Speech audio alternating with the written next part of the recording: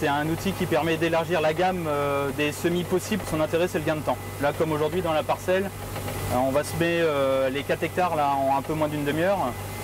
Si on avait dû faire avec des passages d'outils, travail du sol, je pense qu'on aurait été pas loin des 4 heures. D'habitude, je le fais en traditionnel, c'est-à-dire après les battages. Et donc, il me faut au moins 2 passages pour semer mes couverts. Et donc là, moi, c'est la première fois qu'il vient chez moi. Et donc, c'est un essai que je fais pour voir si, effectivement, ça marche très bien. De semer la facélie quelques jours, voire la veille avant la récolte, ce qui permet en un seul passage d'avoir fait les couverts et on n'y revient plus après. En effet, après la moisson, il y a la paille à ramasser, il y a les semis de colza à préparer, il y a les épandages à réaliser, il y a les semis à faire aussi fin août, début septembre. Classiquement, les semis de couverts interviennent après. Avec ce type de matériel, là, on est capable de semer plus vite et à une période plus calme pour les agriculteurs. Ce prototype a été acheté en 2017 par le syndicat mixte Argonon-Penthièvre. Il est mis à disposition gratuitement d'une CUMA pour pouvoir réaliser les SPI comme on est en train de le faire actuellement. C'est une rampe qui est équipée de 2 semoirs de limbe.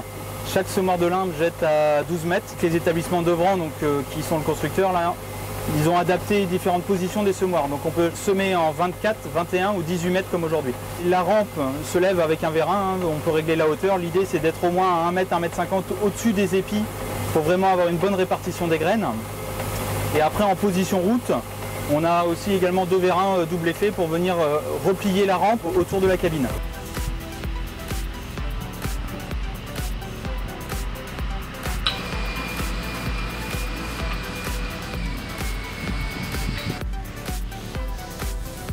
Il est utilisable que dans certaines situations, donc des parcelles déjà qui doivent être propres, puisqu'on ne travaille pas du tout le sol. Là on sème de la facélie avant moisson, la graine germe et après elle se développe.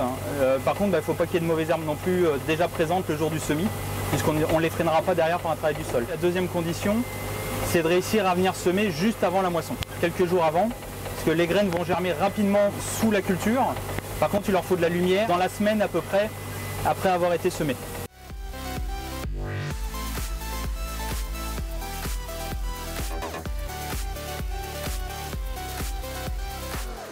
Alors en coût de chantier, on est imbattable.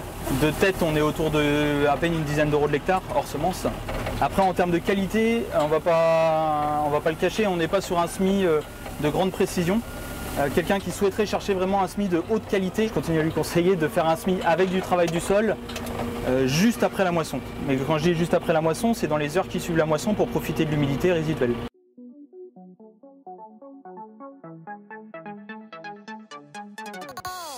Là, c'est la seule version qui existe aujourd'hui.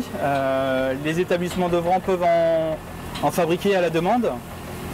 L'idéal, s'il y a un groupe qui est intéressé, c'est d'apporter quelques améliorations à cette version, notamment concernant le repliage sur la route pour essayer de trouver une solution pour avoir un gabarit un peu moins large et plus simple à transporter. Après, le prototype, là, il nous a quand même permis de faire 50 hectares l'année dernière, probablement une centaine d'hectares cette année. Et il nous permet de confirmer que la technique, quand les conditions de réussite sont là, elle fonctionne, c'est-à-dire parcelle propre et un semis juste avant la moisson.